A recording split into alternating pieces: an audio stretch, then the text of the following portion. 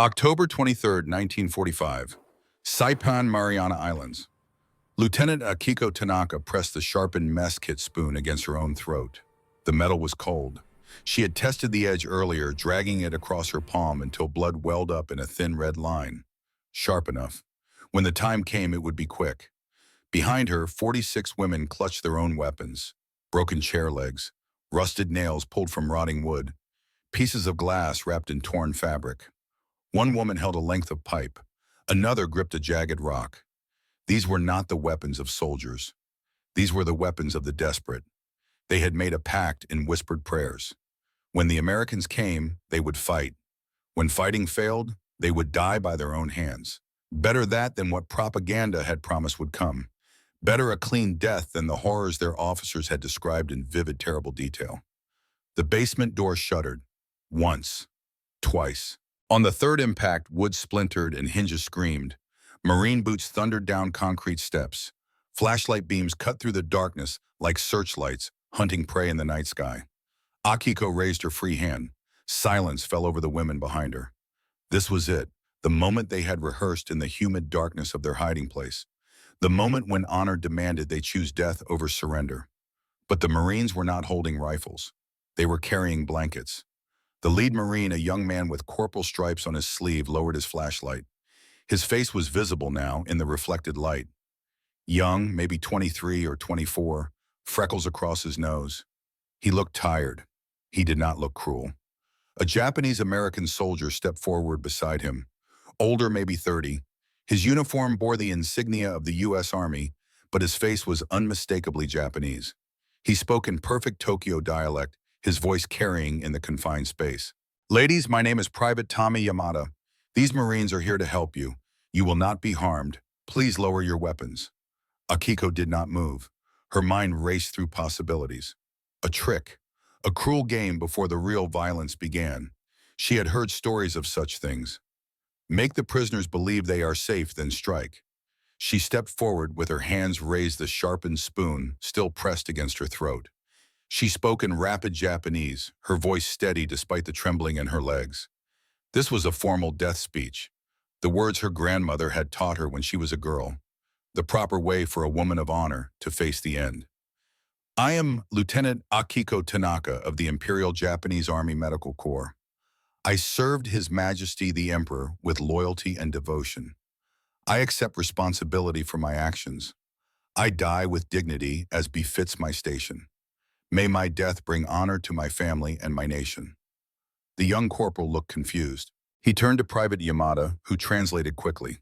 The corporal's face changed, not to anger or satisfaction, to something that looked like sadness. Through Private Yamada, he spoke 5 words that made no sense to anyone in that room. "Ma'am, we're here to help."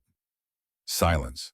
The kind of silence that follows a statement so unexpected that the mind needs time to process whether it heard correctly. One of the women behind Akiko began to cry. Not tears of relief, tears of confusion so profound they spilled over without permission. Among the women, a young radio operator named Sarah Winters felt her legs weaken. She recognized that voice, the corporal's voice. For 8 months on Saipan, she had intercepted American radio transmissions as part of her duties. She knew the rhythm of his speech, the slight southern drawl that marked him as coming from somewhere in the American South. She had broadcast lies about this man, told Japanese civilians that Americans like him were demons who would commit unspeakable acts, urged mothers to kill their children rather than let them fall into American hands. And now he stood 3 meters away offering help. The cognitive dissonance threatened to split her mind in two. The youngest of the women, a 19-year-old typist named Mei Chen, pressed herself against the concrete wall. She had been raised in a military orphanage after her parents died in Manchuria. The military was the only family she had ever known. Everything she understood about the world came from her officers and instructors. Americans were barbaric. Americans showed no mercy. Americans violated every rule of civilized warfare. Yet these Americans were extending blankets towards starving women hiding in a basement. Corporal James Mitchell, the young Marine with freckles, took a slow step forward. His movements were careful, deliberate, the way someone approaches a wounded animal that might bolt. "Private Yamada, tell them we have medical supplies. Food, water. We're going to take them to the POW camp. where they'll be processed and cared for according to the Geneva Convention. Private Yamada translated. Most of the women had never heard of the Geneva Convention. Those who had understood it only as words in a document, not as rules that would actually be followed. Akiko finally lowered the sharpened spoon, not because she believed them, because she saw no other choice. If they wanted to kill the women, they could simply shoot into the basement. They did not need this elaborate performance. "We will come," she said in Japanese. Private Yamada translated. The women filed out slowly. Some limped from old injuries. Others were so weak from malnutrition they had to be supported by companions. They climbed the stairs into the tropical night where military trucks waited with engines idling. Before entering the truck, one of the Marines tried to take Akiko's shoulder bag to help her climb. She jerked away instinctively. The Marine raised his hands in apology and stepped back. In that moment, something flickered in Akiko's awareness. The Marine had responded to her discomfort by retreating, by respecting her boundary. It was a small thing, but small things can plant seeds. The trucks rumbled through the devastated landscape of Saipan. Through gaps in the canvas covering the women, watched the island pass by in fragments of moonlight. Palm trees reduced to splintered stumps. Villages turned to fields of ash and rubble. Here and there, bodies still visible where they had fallen. The Battle of Saipan had ended 3 months earlier, in July 1944. Nearly 30,000 Japanese soldiers had died defending this small island. More than 3,000 Americans had fallen taking it. The numbers were abstract until you saw the physical evidence. Until you understood that each body had been a person with a name and a story, and people who loved them. Sarah felt bile rise in her throat. She turned away from the gap in the canvas and vomited onto the truck bed. The woman next to her, a nurse named Keiko, rubbed her back gently and murmured words of comfort. They all thought they were being driven to their execution, to some remote location where mass graves had already been dug. Sarah had heard stories of such things. Every war produced such stories. Whether they were true or propaganda did not matter when you were the one in the truck heading toward an unknown destination.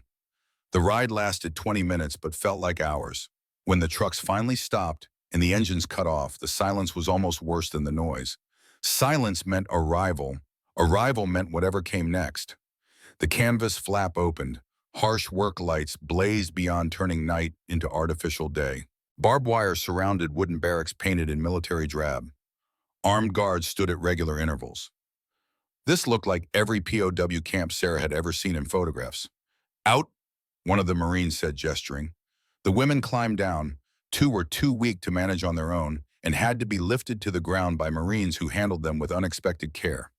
This was the moment when the performance would drop and the real treatment would begin.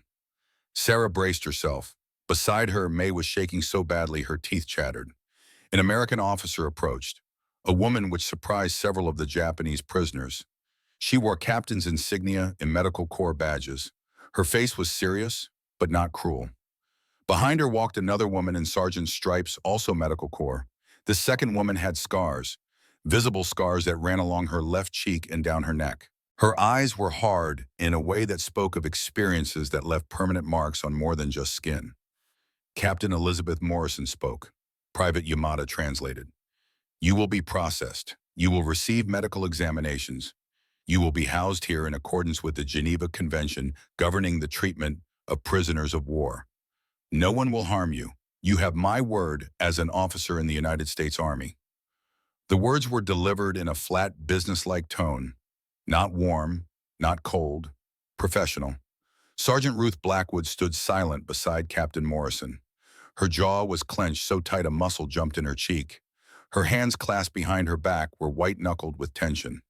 Ruth had her own history. 8 months in a Japanese POW camp in Manila after the fall of the Philippines. 8 months of starvation and torture, and watching women she served with die in agony while guards laughed. The scars on her face came from a Japanese officer who had taken particular pleasure in using a lit cigarette as a tool of interrogation. And now she was expected to process Japanese prisoners with dignity and care, to follow rules that her captors had ignored completely, to extend mercy to people who looked exactly like the ones who had shown her none. Captain Morrison had made it clear. Personal feelings did not override military regulations.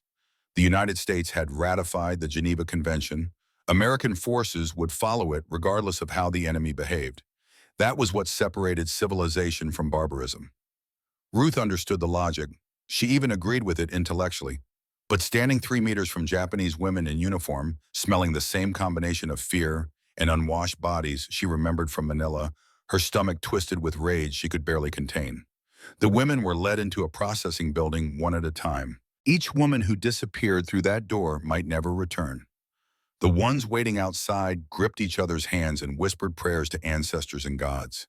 When Sarah's turn came, her legs nearly buckled. May caught her arm and steadied her. They looked at each other. No words, just a moment of shared terror. Inside, 2 female nurses waited, American women in clean uniforms with medical insignia and gentle expressions. They smiled. Actually, smiled. Sarah searched those smiles for mockery, for cruelty hiding behind a friendly mask.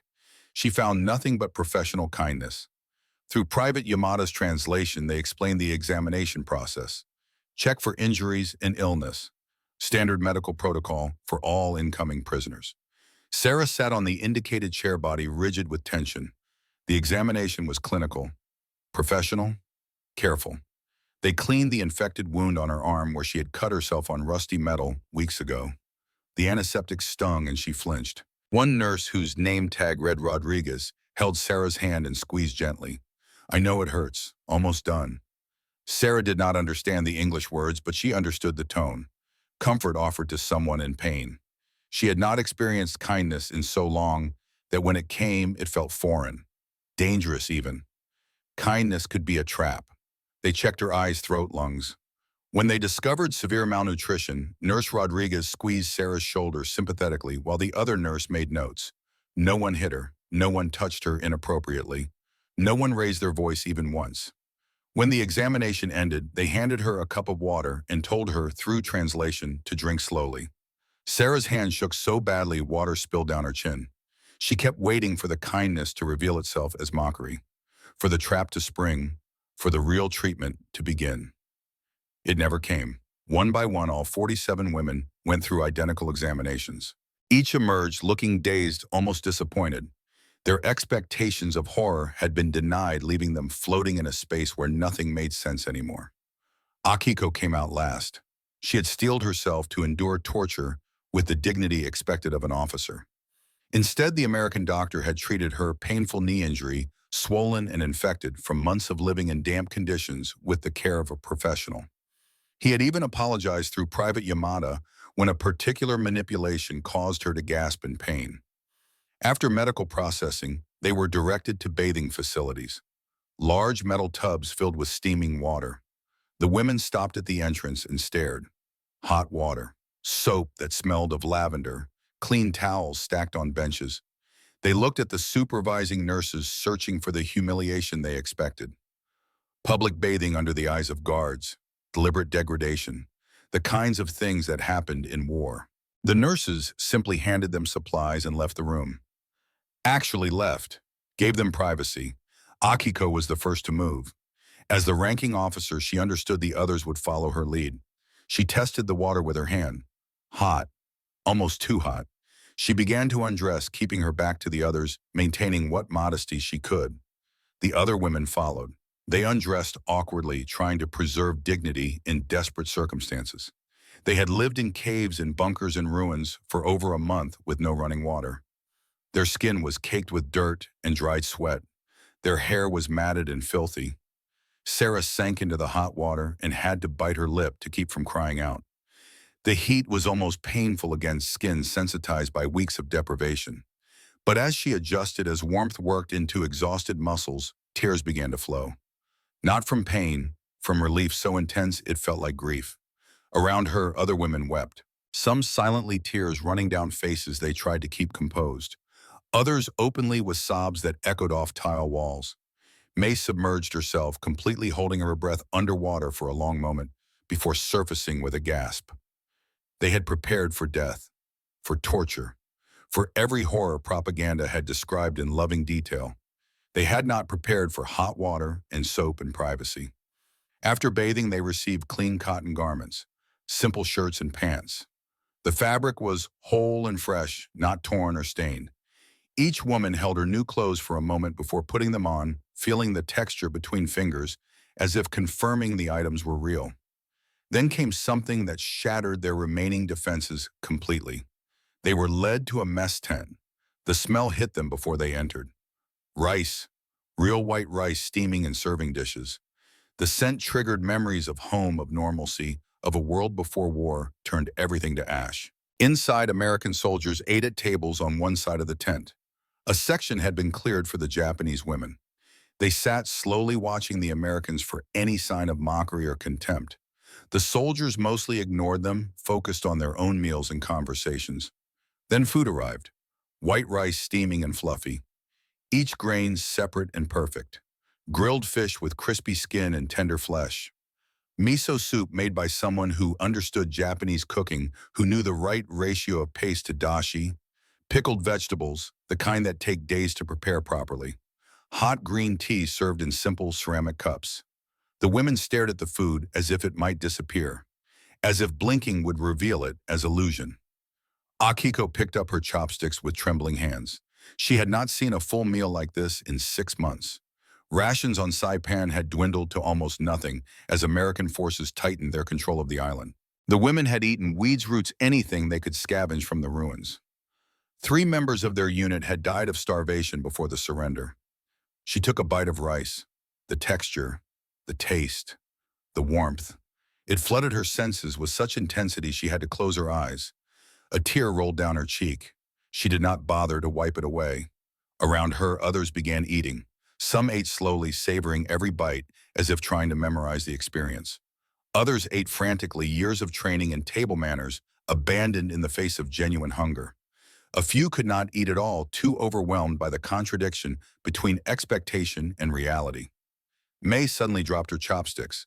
They clattered against the metal tray. She covered her face with her hands and began sobbing. Deep, wrenching sobs that came from somewhere below her lungs, from a place where confusion and relief and guilt all tangled together into something that demanded release. Some American soldiers looked over concerned. A female nurse approached and knelt beside May, speaking softly even though the girl could not understand English. The tone needed no translation. Comfort offered to someone in distress. Private Yamada came over quickly. "What's wrong? Are you hurt?" May shook her head, unable to speak. Akiko answered for her in Japanese. "Boresu, she's confused. We were told you would hurt us. Instead, you feed us." Yamada translated for the nurse. Her face showed something like sadness. She patted May's shoulder gently and stood up, leaving the women to their meal. As darkness fell outside, they were taken to their assigned barracks. Inside, rows of cots lined the walls. Each had a thin mattress, a pillow, a folded blanket. After months of sleeping on cave floors and concrete, the sight of actual beds made several women stop in the doorway. They filed in slowly, each choosing a cot. Sarah sat on hers and tested the mattress with her hand. It was thin military issue, nothing luxurious. But it was a bed, an actual bed with an actual pillow. She lay back carefully as if the cot might break or vanish. She felt the pillow cradle her head. She stared at the wooden ceiling and tried to process what was happening. A young American corporal brought in a kerosene lamp and hung it from a center hook. He said something in English that none of them understood. He paused as if trying to think of what else to say, then nodded and left. He did not lock the door. Silence fell over the barracks. They organized watches instinctively. 4 women awake at a time, while others attempted sleep. Military training persisted even in captivity. But sleep would not come easily. Every sound outside made them tense. Footsteps passing by. Voices calling to each other in English. A truck starting somewhere in the distance. Each noise could be a threat. Around midnight, footsteps approached the barracks. Multiple people walking together. The women who had been trying to sleep sat up. Hearts pounded. This was it. Whatever the Americans had planned, it was happening now. The kindness had been the setup. This was the real treatment. Akiko stood up, her face set with determination. Other women quietly picked up anything that could serve as a weapon. A shoe, a belt. May had hidden a sharp piece of metal from the basement. They would fight, they would die, but they would not go passively. The door handle turned, the door opened. 3 Americans stood there, 2 soldiers and a female nurse. They carried bundles in their arms. The nurse spoke. Private Yamada's voice came from behind her in the darkness. The temperature drops at night on Saipan. We brought extra blankets and tea. They walked in slowly, movements careful and deliberate. They began placing wool blankets on empty cots. One soldier carried a large thermos and metal cups. He poured hot tea and handed cups to the women, who took them with trembling hands. Private Yamada spoke again. "Sleep well." Then they left. The door closed quietly behind them. No lock clicked. For a long moment, nobody moved. The only sound was breathing and the slight clink of cups being set down on the floor. Then May started laughing. A strange, almost hysterical laugh that did not sound entirely sane. "Blankets," she said in Japanese. "They brought us blankets." Other women began laughing too. The sound mixed with crying. A release of tension so profound it left them shaking. Some laughed until they cried. Some cried until they laughed. The sounds blended together into something that might have been joy or might have been breaking. Possibly both. Sarah picked up one of the blankets and wrapped it around her shoulders. It was thick, warm, smelled faintly of storage and soap. She held her cup of tea in both hands, feeling heat seep into her palms. She brought it to her lips and sipped. The tea was strong, slightly bitter, perfect. She thought about the basement, about the sharpened spoon, about how close they had all come to killing themselves rather than face what they believed would come. And the Americans had brought them blankets. That night marked something, a turning point that none of them could articulate, but all of them felt. The women slept more soundly than they had in months, wrapped in American blankets, in American beds, behind American guards who did not hurt them. Sarah did not sleep. She pulled out a small notebook she had kept hidden in her jacket lining, paper she had saved from her radio operator days. She began to write by the dim light of the kerosene lamp. She wrote to her dead sister, Emiko. Letters she could never send, words that needed to exist anyway. Emi-chan, she wrote in Japanese characters that flowed across the page. Today, I should have died. I wanted to die. I prepared to die with dignity. Instead, an American soldier gave me a blanket. For 6 months on Saipan, I broadcast lies about these people. I told our civilians they were demons. I helped drive thousands to jump from cliffs rather than surrender. And tonight, that same enemy tucked a wool blanket around my shoulders. I don't understand anymore. Nothing makes sense. They feed us rice. They let us bathe in privacy. They gave us beds. What have I done? What have we all done? She wrote until her hand cramped, until the words ran out and only silence remained. Then she tucked the notebook back into her jacket lining and lay down on her cot. The blanket was soft. The pillow was soft. She closed her eyes and listened to the breathing of 46 other women who had also expected to die today. Outside, Sergeant Ruth Blackwood stood in the darkness smoking a cigarette. Her hands shook slightly as she brought it to her lips. She had watched the Japanese women through a window as they received the blankets, had seen their faces transform from terror to confusion to something like relief. It made her sick. It made her angry. It made her want to scream at Captain Morrison that this was wrong, that these people did not deserve kindness, that mercy shown to the merciless was weakness. But she said nothing. She finished her cigarette and ground it out under her boot. Then she walked back to her own barracks where she would not sleep, where nightmares waited the moment she closed her eyes, where the screams of women dying in Manila still echoed in the darkness. Captain Morrison sat in her office reviewing medical reports, malnutrition across all 47 prisoners, multiple infections, 1 case of pneumonia, 2 women with injuries that required surgery within the week. All of it treatable. All of it would be treated. She thought about her brother Thomas, killed at Pearl Harbor 4 years ago.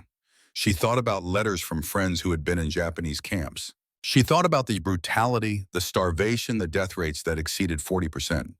And she thought about the oath she had taken as a medical officer, to treat all patients regardless of who they were, to uphold standards even when others did not, to believe that civilization meant something beyond who won and who lost.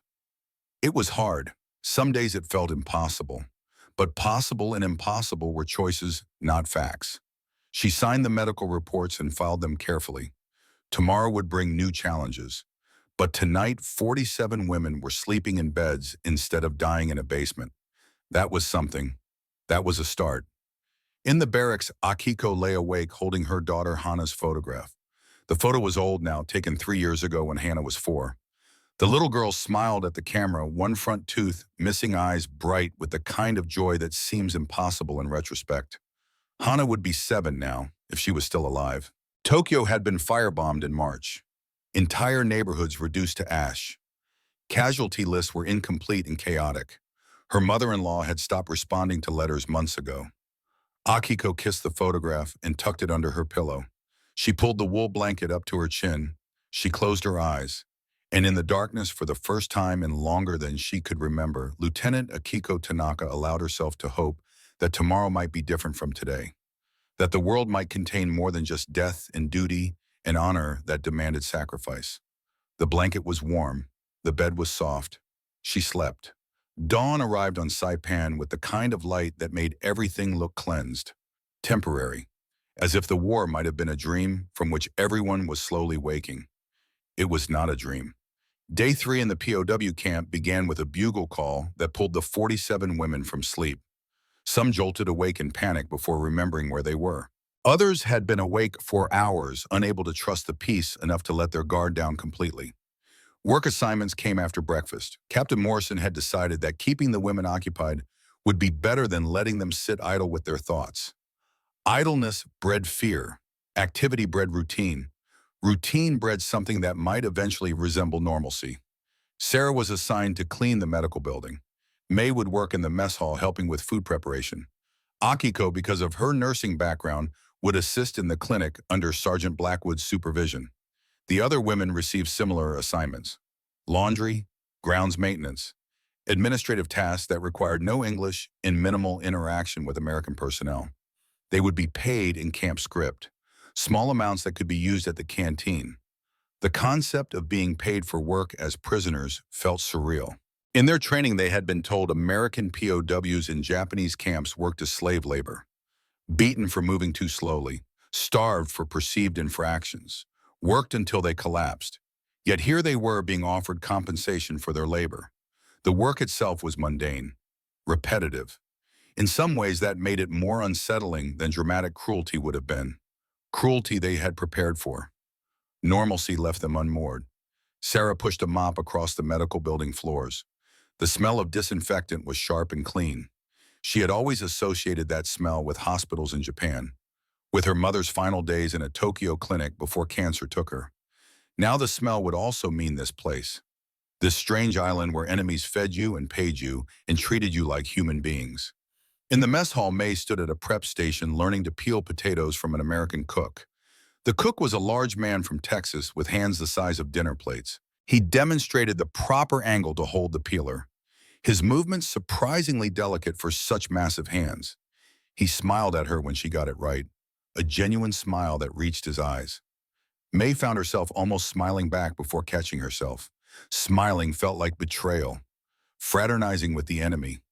But what did enemy mean anymore when the enemy taught you to peel potatoes and nodded approval when you learned the cognitive dissonance was exhausting? In the clinic, Akiko organized medical supplies under Ruth Blackwood's terse direction. Ruth gave orders without looking at her, without making eye contact. Her voice was flat and professional and contained nothing warm. Bandages on the left shelf, antiseptic on the right, alphabetical order. Akiko followed instructions precisely. She understood the dynamic. This woman hated her, had reason to hate her. The scars on Ruth's face told a story Akiko did not need translated. Someone had hurt this woman badly. Someone who looked like Akiko, spoke Akiko's language, wore Akiko's uniform. There was nothing to say that would change that. So Akiko said nothing. She simply worked with the competence of a trained professional and stayed out of Ruth's way as much as the small space allowed. By the end of the first week, patterns had emerged. Wake at dawn, work until lunch, afternoon work shift, evening meal, free time in the barracks before lights out. The sameness was both comforting and destabilizing. Each day that passed without violence made the women wonder when the real treatment would begin. Surely this could not last. Surely the Americans were waiting for something, building trust before betraying it. But the days accumulated and nothing changed. On the 8th day, Sarah had earned enough camp script to visit the canteen. She approached the small building with May beside her. They entered slowly, expecting some kind of trick or trap.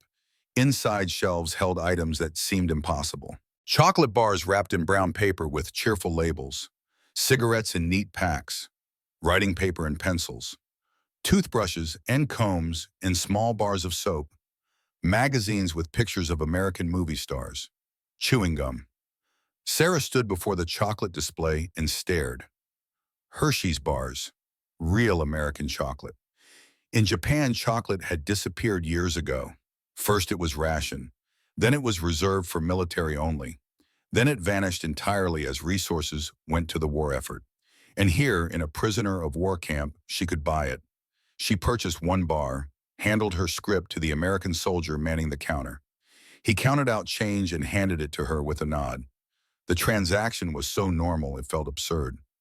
Commerce happening between enemies as if they were simply people in a shop. That night, Sarah sat on her cot and carefully unwrapped the chocolate bar. The paper crinkled softly. The chocolate inside was dark brown, divided into neat squares. She broke off a single piece and placed it on her tongue. The sweetness was almost painful, rich and intense after months of bland food and starvation rations. She closed her eyes as it melted, coating her mouth with flavor that tasted like a world that still contained beauty.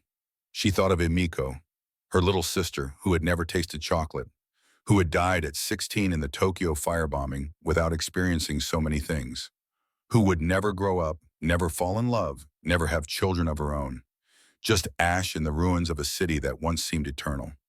Sarah cried silently, chocolate melting on her tongue, and did not know if she was crying from grief or guilt or the simple fact that she was alive to taste sweetness while Emiko was not. The second week brought the first real crack in the careful distance everyone maintained. It was late morning. Akiko was in the clinic organizing inventory. Ruth worked at a desk nearby filling out requisition forms for medical supplies. An American soldier entered with a deep cut on his forearm. He had slipped while repairing barbed wire fencing. The wound was bleeding heavily, soaking through the towel he held pressed against it. Ruth moved immediately, professional training overriding everything else. She sat him down and unwrapped the towel. The cut was deep, maybe 4 inches long, running along the outer edge of his forearm. It would need stitches, probably 10 or 12. "Hold this compress," Ruth barked at Akiko without looking up. "Apply pressure. Don't let go." Akiko moved to the soldier's other side and took the compress. She pressed it firmly against the wound just above where Ruth was working. The soldier tensed, but did not pull away. Ruth prepared the suture kit with quick, efficient movements. She cleaned the wound, injected local anesthetic, waited for it to take effect. Then she began stitching. Her hands were steady, each stitch placed with precision. Akiko held the compress, applying pressure exactly where needed, anticipating Ruth's movements without being told. They worked in silence. Two nurses who had been trained in similar techniques, who understood the rhythm of emergency care, who knew how to function as a team even without words. The soldier watched them both with a bemused expression. An American nurse and a Japanese prisoner working together to repair his arm. The strangeness of it seemed to register on his face. Ruth tied off the final stitch and cut the thread.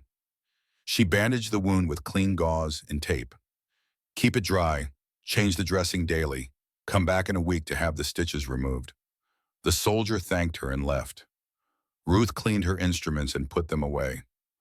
For a moment, just a brief moment, she glanced at Akiko. Their eyes met. Something passed between them. Not friendship, not forgiveness, just recognition. Two professionals who had done their job well. Then Ruth looked away and the moment ended. But it had happened. That was something.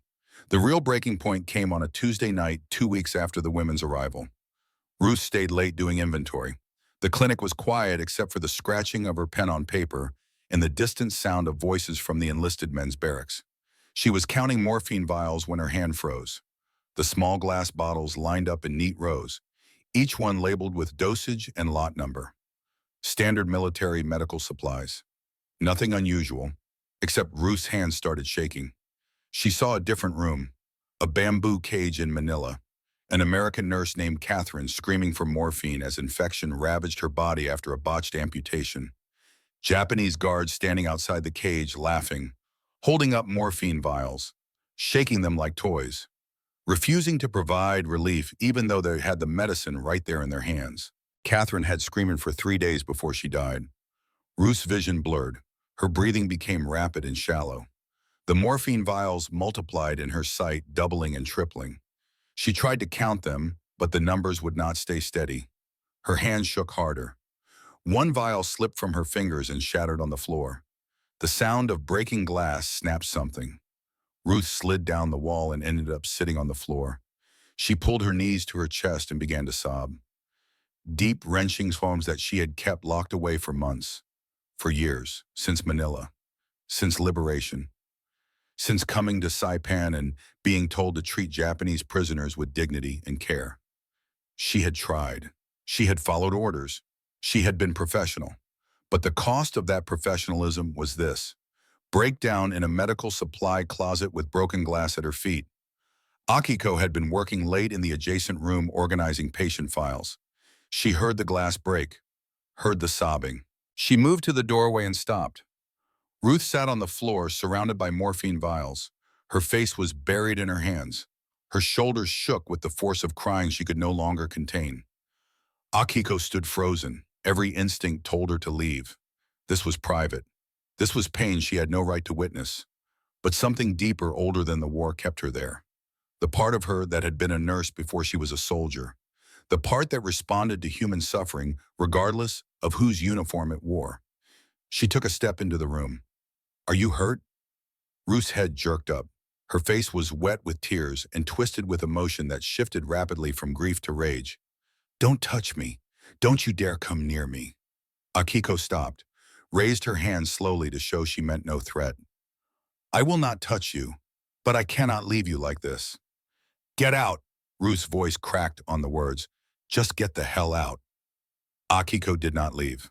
Instead, she slowly lowered herself to sit on the floor several feet away from Ruth. Not close, not touching, just present. Ruth stared at her with eyes that held years of trauma. "Do you know what they did to us in Manila?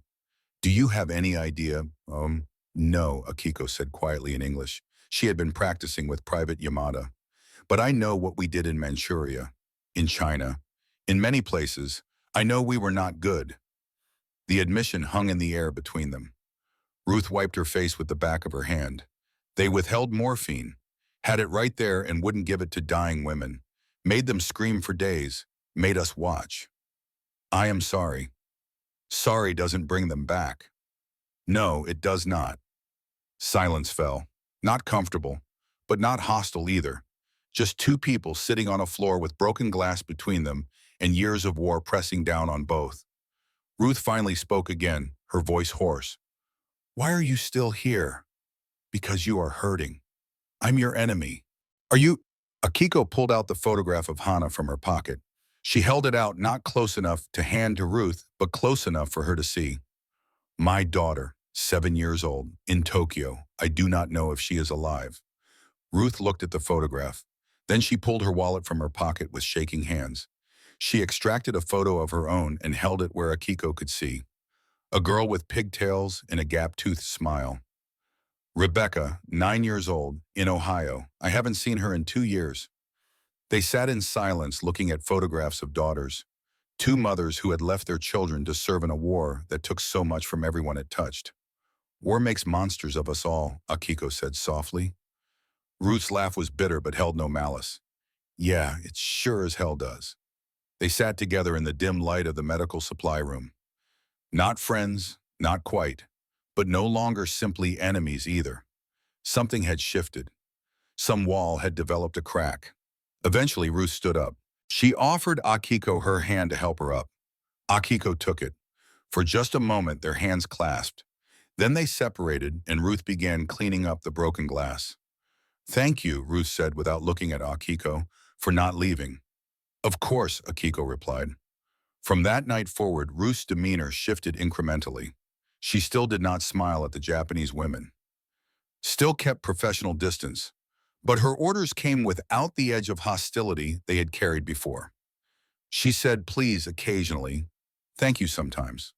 Small words that cost nothing but meant everything. The third week brought a different kind of crisis. Marines found abandoned Japanese radio equipment in the jungle during a sweep operation. They brought it back to camp for intelligence analysis. The equipment was old, damaged by weather and time, but still recognizable. Sarah saw it being unloaded from a truck as she crossed the compound. Her blood turned to ice. She knew that equipment, had used that equipment. That was her broadcasting station from the months before the fall of Saipan. The place where she had spoken lies into a microphone that carried across the island, where she had told civilians that Americans would torture and murder them, where she had urged mothers to kill their children rather than surrender. Corporal Mitchell was part of the team examining the equipment. He had been one of the radio operators intercepting Japanese broadcasts for months. He knew the voice, had listened to it dozens of times, female, young, perfect English with a slight American accent. The voice that had told his best friend Tommy Chen that Americans would violate Japanese women and murder their families. Tommy had found a mother and baby at the base of Suicide Cliff. The mother had jumped holding her infant. The baby had somehow survived the fall. Tommy tried to save them both, but the mother died from her injuries. The baby died 3 days later, despite everything the medics could do. Tommy still had nightmares. Mitchell knew because they shared a barracks, and he heard Tommy wake up crying in the dark. Private Yamada made the connection first. He was reviewing the personnel files of the Japanese women, cross-referencing them with intelligence reports about the radio broadcasts. Sarah's file listed her position, Radio Operator Propaganda Division. He showed Captain Morrison. Her face hardened as she read the report. She was the voice. Yes, ma'am. Records indicate she was the primary English language broadcaster for this sector. Morrison looked out the window toward the barracks where the Japanese women were housed. Does she know we know? No, ma'am. Inform Corporal Mitchell. He has a right to know. Word spread among the American troops faster than official channels could have carried it. By evening, everyone knew. The quiet Japanese woman who cleaned the medical building. The one who barely made eye contact and worked with mechanical efficiency. She was the propaganda broadcaster. The voice that had led thousands to their deaths. The next morning, Sarah entered the mess hall to find the atmosphere changed. Marines stared at her, not with curiosity, with something harder, colder. The friendly cook from Texas who had been teaching May to peel potatoes turned his back when Sarah approached. Private Danny Sullivan, the tall soldier from Minnesota, who had been teaching her English words, walked past without acknowledgement. His jaw was clenched tight. Sarah felt the weight of their knowledge pressed down on her shoulders. She took her food and sat at the table reserved for Japanese women. The rice tasted like ash. She could not swallow more than a few bites. After breakfast, she was cleaning the medical building when she heard boots behind her. She turned to find Corporal Mitchell standing there with 3 other Marines. His face, usually open and friendly, was hard as stone. You're her. The voice on the radio. Sarah's hand tightened on the mop handle. She could not speak, could not deny it, could not defend it. Mitchell took a step closer. For 8 months, I listened to you. You told our boys they'd be tortured if captured.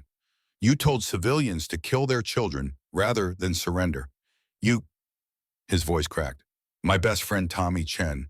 He found a mother and baby at the base of Suicide Cliff. The mother had jumped holding her. Because of you. Because of the lies you told. Sarah's knees weakened. She wanted to fall, to collapse, to disappear into the floor. But she remained standing through sheer force of will. Mitchell continued, his voice rough with emotion. Tommy tried to save them. The mother died in his arms. The baby died 3 days later. Tommy still wakes up screaming because he can't forget the look on that woman's face when she realized she'd killed her own child for nothing.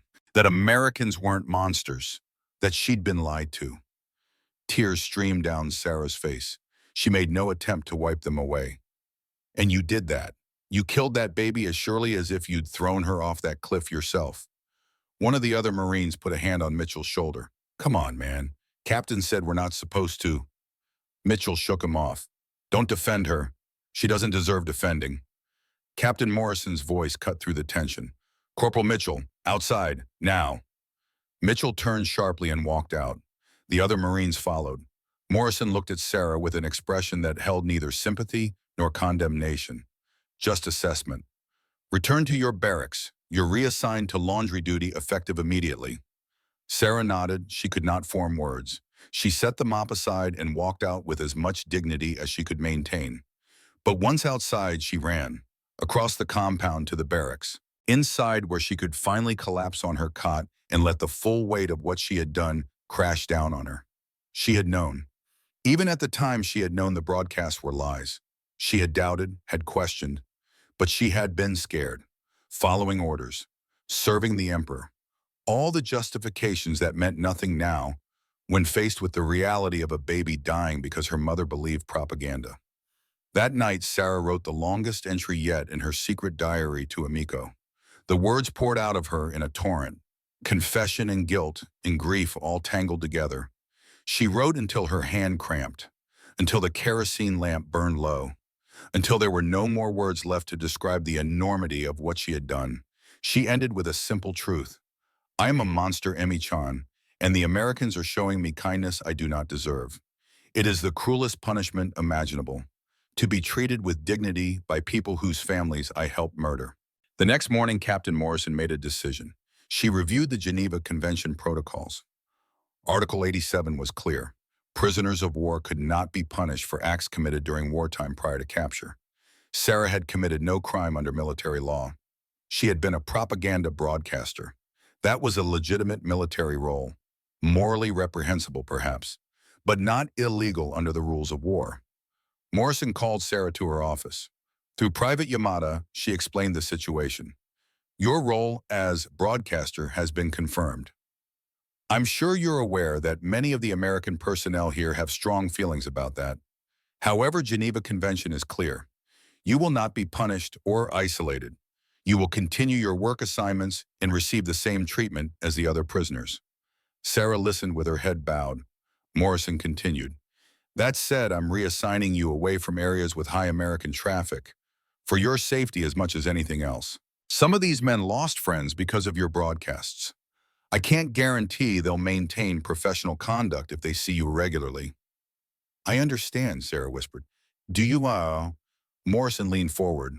Do you understand that what we're doing here is choosing to be better than what was done to us? Every day, I treat Japanese prisoners and knowing that American prisoners in Japanese camps were starved and tortured. Every day, Sergeant Blackwood shows up for work, despite the fact that she still has nightmares about Manila. We do this because someone has to break the cycle. Someone has to choose humanity over revenge. Sarah looked up, tears streaming down her face. You made choices during the war, Morrison said. Bad choices that led to deaths. You can't undo that, but you can choose what you do going forward. You can choose to be worthy of the mercy you're being shown. Sarah nodded. Thank you, Captain. After she left, Morrison sat alone in her office. She thought about her brother Thomas, about the Japanese pilot who had bombed Pearl Harbor, about cycles of revenge that spiraled endlessly unless someone chose to stop. It was hard, some days impossible, but possible and impossible were choices, always choices. The fourth week brought an unexpected moment that would change everything. Private Robert Johnson, a 24-year-old from Iowa, was processing personal effects from the Japanese women. Standard protocol, document everything. Return items that pose no security threat. He opened Akiko's small bag and found the photograph. A little girl, maybe 6 or 7 years old in the photo, smiling with one front tooth missing, dark hair and pigtails, eyes bright with childhood innocence. Johnson stared at the photo for a long time. The girl looked exactly like his daughter Emma. Same age in the photo, same missing tooth smile, same brightness in her eyes. He showed it to his bunkmate. Look at this. Could be Emma. His friend glanced at it. That's the enemy's kid, man. That's a kid, Johnson replied. He thought about it all day. About the fact that the enemy nurse had a daughter. About the fact that his daughter Emma was 7 years old back in Iowa, probably playing with her friends, probably missing her daddy, but safe. And this Japanese woman had no idea if her daughter was even alive. He made a decision without consulting anyone. He found Akiko in the clinic that afternoon. Through Private Yamada's translation, he asked, "This your daughter?" Akiko looked surprised that he had the photo. She nodded. Johnson pulled out his own wallet. He extracted a photo of Emma, 6 years old in pigtails, wearing a Sunday dress, grinning at the camera. He pointed to it. My daughter, same age. Akiko looked at the photo, her eyes filled with tears. She touched the image gently with one finger, as if afraid of damaging it. Johnson spoke again, Yamada translating. I hope you get to see your daughter again. I hope she's safe. That's what I'm fighting for. So kids like ours can grow up in a world without war. Akiko could not speak. She nodded and clutched Hannah's photo to her chest. Johnson took it further. He approached Captain Morrison and requested permission to help Akiko contact the Red Cross to try to locate her daughter. Morrison approved the request. The message was sent through proper channels. Hana Tanaka, age 7, last known, location Tokyo. Mother requesting confirmation of status. Weeks passed. The waiting was agony. Every day, Akiko woke hoping for news. Every day brought nothing. Then 5 weeks after the initial inquiry, the Red Cross report arrived. Private Yamada called Akiko to Captain Morrison's office. His face told her everything before he spoke a word. Morrison handed him the report to translate. Yamada's voice was gentle as he read the contents. The neighborhood where Hana had lived with her grandmother was destroyed in the March 1945 firebombing. Casualty lists were incomplete. Many bodies were never identified. Hana Tanaka was listed as missing, presumed dead. Grandmother confirmed dead.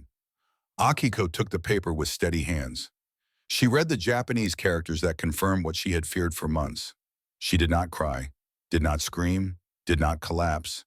She simply stopped moving, as if someone had unplugged something vital inside her and she no longer knew how to animate her own body. For 3 days, she worked mechanically. She showed up for shifts in the clinic. She organized supplies. She ate meals. But she did not speak, did not react when spoken to, moved through the world like a ghost inhabiting her own corpse. On the 4th night, Ruth found her sitting in the supply closet at 3 in the morning, just sitting in the dark with her back against the wall and Hana's photograph in her hands. Ruth sat down beside her without asking permission. They sat in silence for a long time. Finally, Akiko spoke. Her voice was hollow, empty of everything except the bare fact of loss. She was 7 years old. She did nothing wrong. She did not choose war. She just lived in Tokyo. And now she is ash. Ruth did not offer platitudes, did not say it would be okay or that time heals all wounds. She just said, I know, God, I know. You have Rebecca. You will see her again. Maybe, if the war hadn't ended when it did, if Japan had gotten long-range bombers, if they'd reached Ohio. Ruth stopped. Every night I pray she's safe. Every night I'm terrified of getting the same letter you just got. You lost friends in Manila. I lost my daughter in Tokyo. The war took from all of us. Yeah, Ruth said quietly. It sure as hell did. They sat together in the darkness. 2 mothers who had served their countries and paid prices that could never be repaid. 2 enemies who had found something beyond enmity and shared grief. Ruth spoke again. For what it's worth, I'm sorry about your daughter. Thank you. From that night, something fundamental changed between them. Ruth still maintained professional distance, still did not smile or chat casually, but her morning coffee always came with an extra cup placed silently on the counter near where Akiko worked. Small gestures that said what words could not. December brought a typhoon. The storm approached Saipan with unusual force for the season. Temperatures dropped. Wind tore at buildings. Rain flooded low-lying areas. American command made the decision to move the Japanese women to the heated barracks formerly used by officers. When the women arrived at the new building, they found bundles waiting. Thick wool blankets, warm socks, dry shirts. A hot soup station had been set up inside. Tea brewed constantly in large urns. The women entered slowly. Suspicion had become habit. But when May touched the radiator and felt genuine heat, she began to cry. Not from sadness, from the simple fact that someone had thought to warm a building for enemy prisoners during a storm. That night, as wind howled outside and rain hammered the roof, Sarah sat wrapped in a wool blanket, drinking hot tea. She thought about the basement, about preparing to die, about how far they had come from that moment of terror. She opened her diary and wrote, Emi-chan, the Americans act rightly, not from weakness, not because they are naive, but because they believe that how you treat your enemies defines who you are, it more than victory ever could. This is humanity. This is what we forgot in the war. They are showing it to us now, and it is the hardest lesson to learn, that we were wrong, that the enemy is more honorable than we were, That dignity matters more than triumph. Across the compound, Captain Morrison stood at her window watching the storm. Tomorrow, she would brief the women about upcoming repatriation plans, about returning to a Japan that had been bombed into rubble, about facing a future that would be difficult beyond imagining. But tonight, they were warm and fed and safe. That was enough. That had to be enough. December 25th, 1945. The mess hall had been transformed. Paper snowflakes hung from the ceiling, cut by soldiers with more enthusiasm than skill. Strings of lights borrowed from various barracks created a warm glow against the December darkness. Someone had fashioned a small Christmas tree from palm fronds and decorated it with whatever materials could be found. Bottle caps, cigarette wrapper foil, buttons from spare uniforms. It was absurd and beautiful in equal measure. Captain Morrison had insisted on this. A Christmas dinner where Americans and Japanese would eat together, not separated by walls or protocols or the careful distance everyone had maintained. Together, as if such a thing were possible. The American soldiers were uncertain. They assembled in the mess hall earlier than required, nervous energy crackling through conversations.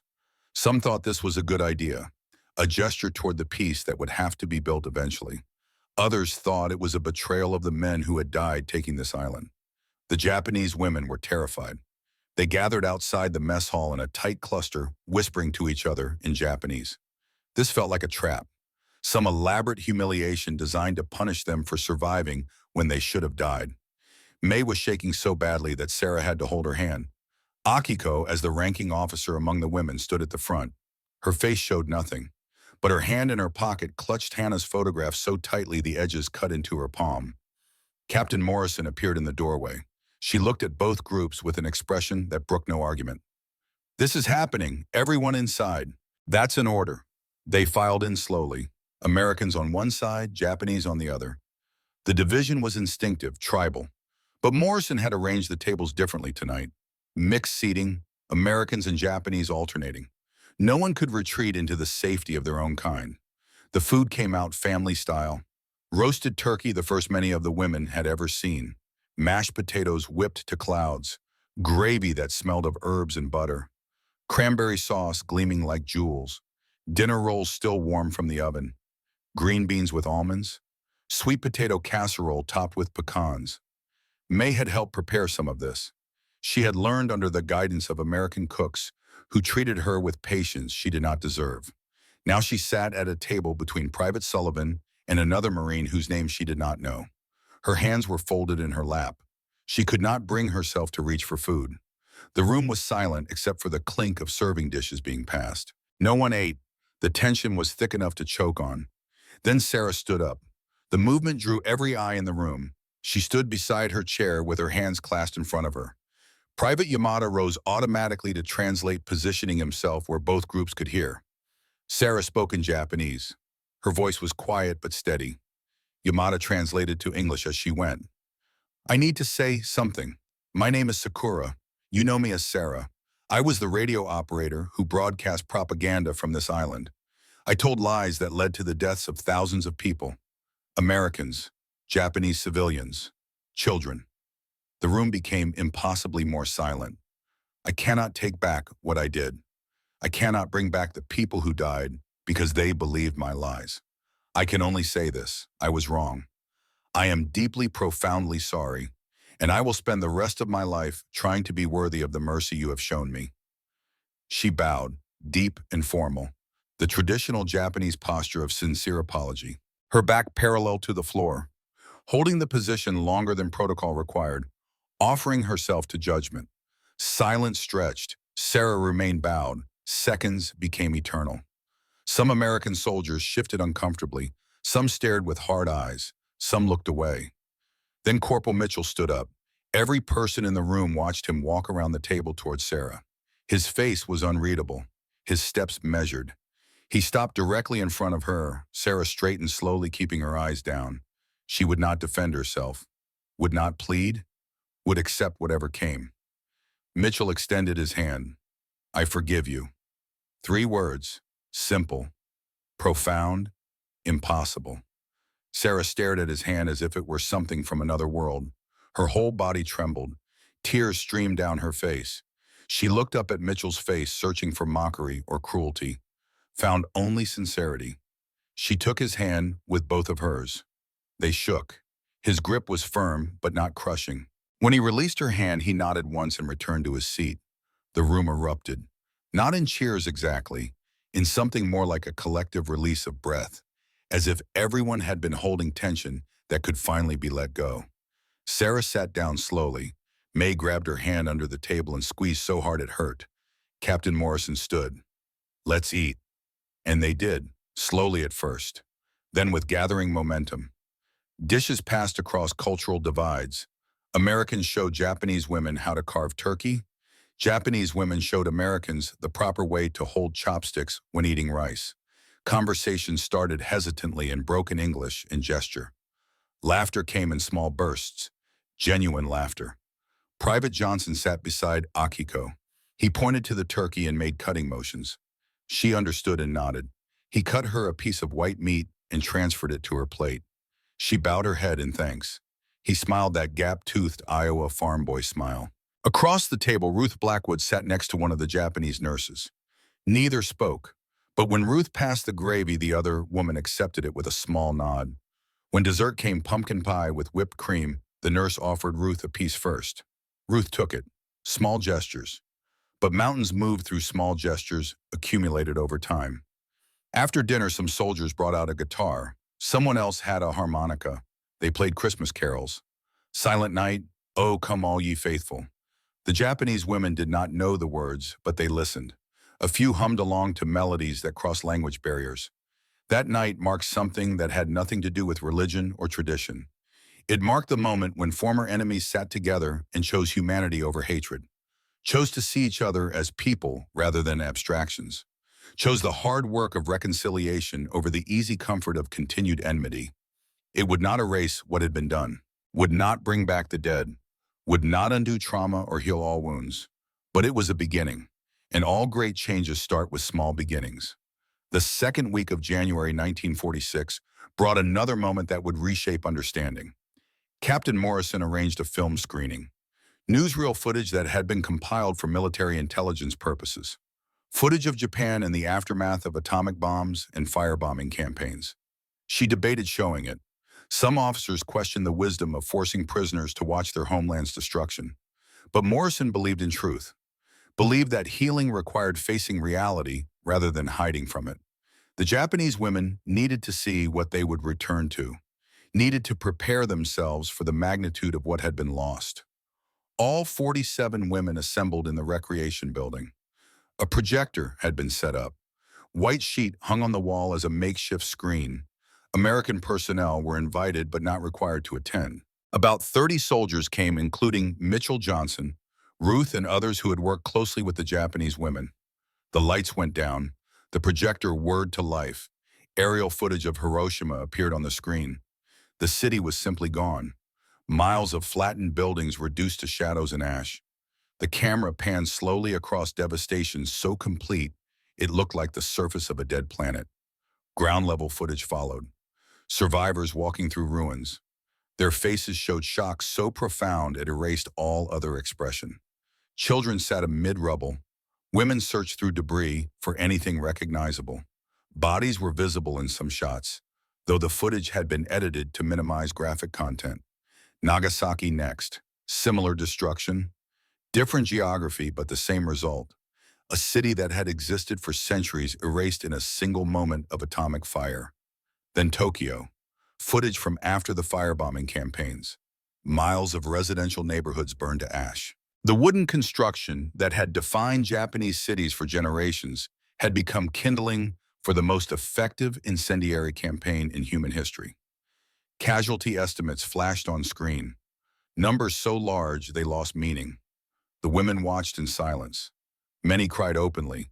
Some covered their mouths to stifle sobs. Others sat frozen faces wet with tears they did not wipe away. Sarah thought somewhere in those ashes is Amiko. My little sister burned to nothing, and I was not there. I was on Saipan, broadcasting lies while she died. Akiko thought somewhere in those ruins is Hana, or what remains of her. 7 years old and turned to ash because I chose to serve the emperor instead of stay home and protect my child. May thought this was my country, everything I knew. Gone. What do I return to? Where is home when home no longer exists? But the footage continued.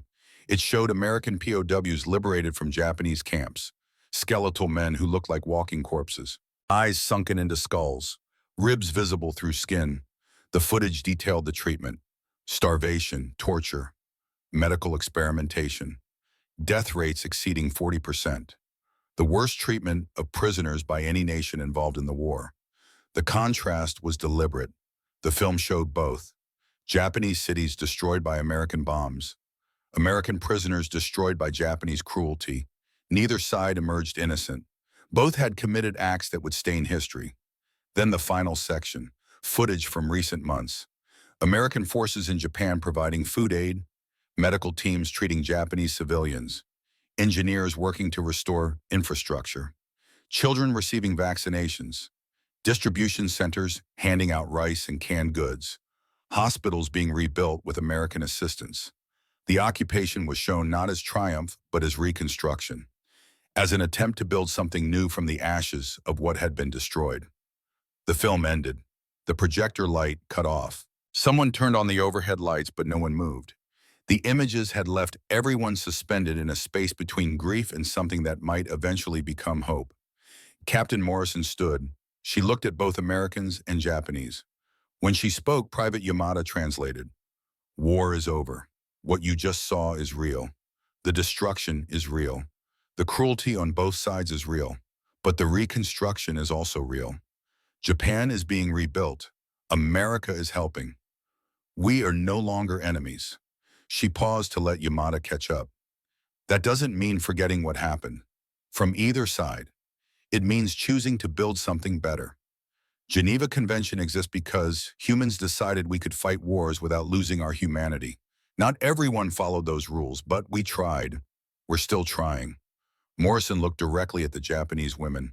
You will be repatriated soon. You'll return to a Japan that has been devastated. Cities destroyed, economy ruined, millions dead. It will be the hardest thing you've ever faced, but you'll also find Americans there. Medics, engineers, teachers, people who could hate you but have chosen to help instead. She let that settle. Remember this when you go home. Remember that enemies can become allies. Remember that humanity survives even the worst wars. Remember that what happens after the fighting stops matters more than who won. After the screening, people dispersed slowly. Some Americans approached Japanese women to offer quiet words of comfort through Yamada's translation. Some Japanese women thanked American soldiers for the aid being provided to their homeland. Ruth found Akiko standing alone outside the recreation building, looking up at stars that looked the same here as they did over Tokyo, over Manila, over every place where humans had killed each other and somehow survived to see another morning. Your daughter, Ruth said quietly. Yamada translated. I know she's gone, but I want you to know. If she had survived, if she had been found by American troops, they would have treated her with kindness, would have fed her, protected her, given her medical care. I know that doesn't change anything, doesn't bring her back, but I wanted you to know.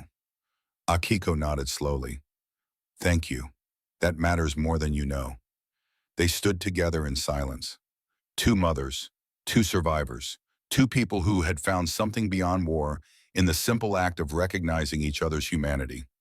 February brought the announcement everyone had anticipated and dreaded. Repatriation would begin in March. The 47 Japanese women would be sent home on a hospital ship. The SS Hope, appropriately named, would carry them and several hundred other Japanese prisoners back to their devastated homeland. Mixed emotions flooded through the women. Relief at going home, fear of what home had become, confusion about saying goodbye to enemies who had become something else. Not friends exactly, but not enemies anymore either. The final weeks felt strange. Everyone knew the separation was coming, but no one quite knew how to prepare for it. What did you say to people who had shown you mercy when you expected death? How did you express gratitude for being treated like a human being which should be the baseline but felt like a gift. Private Johnson found Akiko in the clinic on a quiet afternoon. He carried a small piece of paper in his hand, his address in Iowa, carefully printed in block letters with a note in English that Yamada had helped translate to Japanese.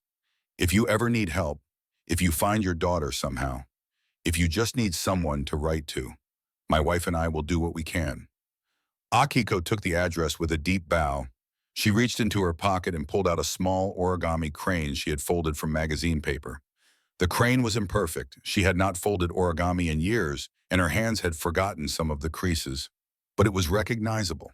For Emma, Japanese tradition says 1,000 paper cranes brings good fortune. I only have time to make one, but this one carries all my hope for her, that she grows up in peace, that she never knows war. Johnson took the paper crane with hands that were not quite steady. He understood what it meant. This Japanese woman who had lost her own daughter was sending a blessing to his child, the enemy wishing good fortune on the enemy's family. He tucked the crane carefully into his wallet next to Emma's photo. Ruth and Akiko had their final conversation 2 nights before departure. Ruth had brought something, a medical textbook, thick and worn but still intact, advanced surgical techniques, in English but with detailed diagrams that transcended language barriers. "You're a good nurse," Ruth said through Yamada's translation. "Japan is going to need good nurses. I don't know what medical supplies you'll have, but knowledge can't be bombed, can't be burned. This is yours." Akiko accepted the book with reverence. She opened it carefully, ran her fingers over pages filled with information that could save lives. Diagrams showing proper suture technique, wound care surgical procedures. "Thank you for this, for everything." Ruth shook her head. "I didn't do it for thanks. I did it because someone has to choose to be better. Someone has to break the cycle. Otherwise, we just keep killing each other forever." Akiko looked at Ruth's scarred face, thought about Manila, about everything this woman had survived, about how much courage it took to show kindness to people who looked like her torturers. "What you did was harder than fighting, harder than winning. You chose mercy when you had every reason to choose revenge. That is true strength." Ruth's eyes filled with tears she did not let fall. "We all did our best. That's all we could do." They embraced briefly, awkwardly. Two people who had traveled impossible distances to reach this moment of connection. Sarah found Corporal Mitchell on the morning of departure. She had written something, spent weeks working on it, a full account of her time as a propaganda broadcaster. What she knew, when she knew it, the guilt she carried, the lies she told, all of it in English she had been practicing every night. She handed him a sealed envelope. "What is this, the truth about the broadcasts, about what I knew, about the people who died because of my words? I wrote it for you to read. After I am gone." Mitchell took the envelope, turned it over in his hands. "Why, Mama?" "Because you deserve to know, because Tommy deserves to know, because maybe someday it can help someone understand how propaganda works, how ordinary people become monsters, how easy it is to tell yourself you're just following orders." Mitchell studied her face, saw genuine remorse etched into features that had aged years in the months since surrender. "I'll read it, and Sarah, what you did at Christmas dinner, the apology, that took guts. Most people never admit they were wrong. Being brave now does not erase what I did then. No, but it's a start." They stood in awkward silence for a moment. Then Mitchell extended his hand one more time. Sarah took it. They shook. A final acknowledgement that something had changed between them, that forgiveness was possible even for terrible things. May sought out Captain Morrison in the afternoon. She carried the medical textbook Ruth had given Akiko, borrowed for a moment. "Ma'am, I want to learn about medicine, about nursing. Can you recommend books I should read?" Morrison looked at this young woman who had arrived terrified and broken and had slowly rebuilt herself into someone who thought about the future instead of dwelling on the past. She pulled out paper and wrote a list of medical texts: basic anatomy, nursing fundamentals, emergency care protocols. When Japan rebuilds its hospitals, be part of that. Take what you learned here and use it to help people. May bowed deeply. "I will, I promise, I will make this mean something." Morrison smiled, a rare expression that softened her professional demeanor. I believe you will. The morning of March 15th, 1946 arrived cold and clear. The hospital ship SS Hope sat in the harbor, white with red crosses painted on its sides, a vessel designed to save lives rather than take them. Appropriate for this journey. The 47 women lined up with their meager belongings. Everything they owned fit into small bags. Clean clothes provided by the Americans. The medical textbook Ruth had given Akiko. Sarah's diary hidden in her jacket lining. May's list of recommended books. Small origami figures some women had learned to fold during evening hours. Photographs of people and places that might no longer exist. American soldiers assembled to see them off. Not a formal ceremony, just quiet acknowledgement. People who had lived and worked together for 4 months saying goodbye. Captain Morrison shook each woman's hand as they passed. To Akiko, she said, "Safe journey. Rebuild well." To Sarah, "Write your truth. The world needs honest witnesses." To May, "Make us proud." Ruth stood apart from the formation, watching. When Akiko passed, they made eye contact. No words. Just a nod between two people who understood each other in ways that transcended language or nationality or anything the war had tried to make them. The walk down to the dock felt surreal. Slow procession of women who had expected to be and were now returning home, whatever home had become. Sarah turned back once to see Corporal Mitchell watching from the compound. He raised his hand in farewell. She raised hers. The ship was clean and well-maintained. Medical personnel greeted them professionally, showed them to berthing areas that were simple but adequate. The contrast with what they knew American prisoners experienced in Japanese camps was not lost on anyone. As the ship pulled away from Saipan, the women stood on deck, watching the island recede. That place of death and unexpected mercy. That place where everything they believed had been challenged and found wanting. That place where they learned enemies could show more honor than their own propaganda had credited them. 40 years later, a camera crew set up in a small clinic in Tokyo. They were filming a documentary about Japanese women who survived the war, about how they rebuilt lives from ashes and trauma. Dr. Mei Chen sat in her office surrounded by evidence of a life spent healing, medical degrees on the wall, photos of patients she had saved, commendations from medical societies. She was 59 now, gray streaked her hair, lines marked her face, but her eyes were alive with purpose. The interviewer asked, "What do you remember the most about your time as a prisoner of war?" May thought for a long moment. "The blankets. American Marines brought us blankets in the middle of the night. We had prepared to die. We thought they would hurt us. Instead, they brought warmth." She reached into her desk drawer and pulled out a worn medical textbook, the same one Ruth Blackwood had given to Akiko 40 years earlier. Akiko had given it to May when she became a doctor, passing on the gift. "This book taught me medicine, but those Americans taught me humanity. They taught me that who you are is defined by how you treat people when you have power over them. That mercy is not weakness. That choosing kindness when you could choose cruelty is the hardest and most important choice." She opened the book to show the inscription Ruth had written on the inside cover. "To the nurses of Japan, may we all heal from this war. May we all choose peace." May looked directly at the camera. "I have tried to live up to that. Every patient I treat, every student I teach. I try to show them what those Americans showed me, that our humanity survives even the worst of circumstances, that we always have a choice about who we will be." In 1972, a memoir was published in Japan that became an immediate bestseller. The Voice of Lies, The Sound of Truth, by Sakura Winters. The American publisher translated it to English 2 years later, where it found new audiences. The book detailed Sarah's time as a propaganda broadcaster. Did not flinch from the deaths her words caused, did not make excuses or minimize the harm, but also documented the mercy shown by American forces. The contrast between what she had been told Americans would do and what they actually did. The final chapter was titled The Handshake. It described Christmas dinner, 1945. The apology, Corporal Mitchell's forgiveness, the moment when two people chose reconciliation over resentment. In interviews, Sarah always emphasized the same points. Forgiveness is not forgetting. Forgiveness is choosing to build a future while carrying the weight of the past. The Americans did not erase what they did to us or what we did to them. They simply showed us another way forward. The book was required reading in some Japanese schools, used in reconciliation programs, translated into multiple languages. Sarah gave speeches about the power of propaganda and the difficulty of breaking free from indoctrination. She lived until 1998, dying at 75. Her diary, The Secret Letters to Her Dead Sister, was published posthumously, raw and painful and honest.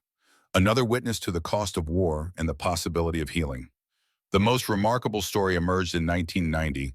Akiko was 79 years old, living quietly in a small apartment in Osaka. She had worked as a nurse after repatriation, never remarried after learning her husband died in China, lived alone with memories and Hana's photograph that never left her side. Then a letter arrived from Iowa, from Robert Johnson, now 70 years old and retired from farming. He had never stopped looking. For 45 years, whenever he came across information about Japanese war, orphans, displaced persons, survivors with lost families, he searched. He had sent inquiries to Red Cross offices, to Japanese government agencies, to anyone who might have records. In 1989, a Japanese woman contacted the Red Cross looking for information about her mother. Lieutenant Akiko Tanaka, nurse, last seen departing for Saipan in 1904. The daughter had been evacuated from Tokyo during the firebombing, sent to live with distant relatives in the countryside. In the chaos of war's end, she was never reunited with family. The relatives who raised her had since died. She was trying to find any connection to her past. Johnson got the notification, contacted the woman through official channels, confirmed details. It was her, Hana Tanaka now. Hana Kobayashi, 52 years old, alive. He arranged everything. Flights, hotel, the reunion at Tokyo airport. He flew to Japan himself to see it through, to keep his promise made to a grieving mother 45 years earlier. Akiko stood in the airport arrivals area clutching the photograph, the same one she had carried through the war and every day after. Hana, at 4 years old, gap-toothed and smiling. Passengers emerged from customs. Akiko scanned faces looking for something familiar in features that would have changed beyond recognition. How do you recognize a child you last saw at 4 when she is now 52? Then a woman approached, brown hair showing gray at the temples, lines around eyes and mouth, wearing a simple dress and carrying a small bag. She stopped in front of Akiko and stared. "Okaya-san." The word was tentative, hopeful, afraid. Akiko looked at this stranger's face and saw echoes, the shape of eyes, the curve of a cheek, the way she held her head slightly tilted when uncertain. "Hana-chan." They embraced in the middle of the airport, both crying, both holding on as if the other might disappear if they let go. 45 years of separation, grief, and impossible hope collapsing into one moment of recognition. Robert Johnson stood at a distance watching, smiling with tears running down his weathered face. Mission complete. Promise kept. One small act of kindness from 1945 finally reaching its conclusion. That night, Akiko and Hana talked until dawn, filling in decades of absence. Hana had been evacuated with school children. The firebombing happened while she was gone. She tried to return to Tokyo, but everything was destroyed. Her grandmother was dead. No record of where Akiko had been stationed. She was raised by distant cousins who treated her well, but could tell her nothing about her past. Akiko told her own story. Saipan, the surrender, the mercy of Americans, the guilt of survival, the grief that never fully healed, and the photographs she had carried every day for 45 years. They would have just 7 years together before Akiko died in 1997 at 86. 7 years of recovered time, of learning to be mother and daughter again, of building relationship across the gap the war had created. But 7 years was something. 7 years was a gift that would not have been possible without a young American soldier who saw a photograph and decided to care about the enemy's child. The final piece fell into place in 1995. Ruth Blackwood died peacefully in Ohio at 88, surrounded by family, her daughter Rebecca now in her 50s, grandchildren and great-grandchildren who knew Grandma Ruth had served in the war but knew little about what she survived. Rebecca found a letter among her mother's effects, addressed but never sent, to the Japanese women of Saipan. Rebecca opened it carefully and read, "I do not know if any of you are still alive. I do not know if you remember me. The angry American nurse with scars on her face who did not want to treat you kindly. I want you to know something. You saved me, not from death, from becoming what Manila almost made me. A person defined entirely by trauma and rage. A person who could not see humanity in faces that looked like my torturers. You reminded me through your presence and your vulnerability and your gratitude for small kindnesses that people are not abstractions, that the enemy is not a category, but individuals with daughters and dreams and capacity for change. I spent the rest of my career working with the veterans, helping them process trauma, teaching them that survival means more than just staying alive, that healing requires choosing humanity even when everything argues for hatred. I learned that from you, from sitting on a floor beside Lieutenant Tanaka while we both grieved daughters, from seeing you cry over rice because you had expected cruelty and received dignity. Thank you for that lesson. Thank you for surviving. Thank you for showing me that mercy given can heal the giver as much as the receiver. I hope you rebuilt good lives. I hope you found peace. I hope you remembered that once in the midst of terrible war, a group of strangers chose to be kind to each other. And that choice mattered. It mattered more than you will ever know.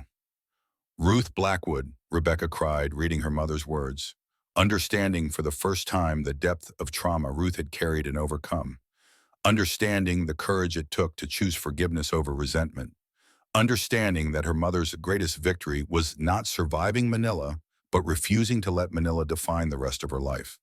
The story of Saipan's 47 women is not just about war or forgiveness or survival. It is about choice. When Corporal Mitchell chose to shake Sarah's hand, despite knowing what she had done, when Ruth Blackwood chose to sit beside Akiko despite her own trauma, when Private Johnson chose to help search for a Japanese child because she reminded him of his own daughter, when Captain Morrison chose to enforce rules even when the enemy had ignored them. These were not grand, heroic moments. They were small human choices. To see people as people, to choose dignity over revenge, to build bridges instead of walls. Today, conflicts continue around the world.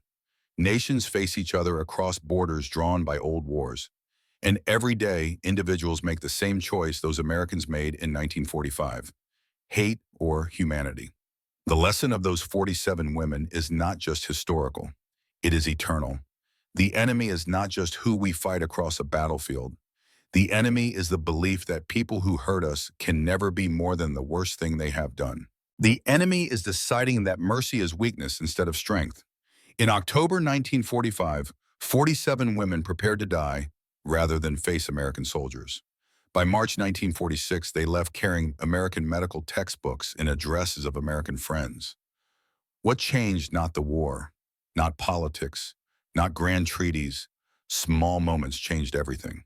Hot water in a bath, an extra blanket in the night, a photograph returned with care, a hand extended across impossible divides. That is the true victory, not on battlefields, but in hearts that choose to heal instead of hate. This is the America those soldiers represented, not perfect, not without its own sins, but willing to extend dignity even to enemies, willing to follow rules even when opponents did not, willing to believe in humanity when everything argued for brutality. That is worth fighting for. That is worth remembering. That is worth being. History is not just about what happened. It is about what we choose to do with what happened. And that choice is ours to make every single day.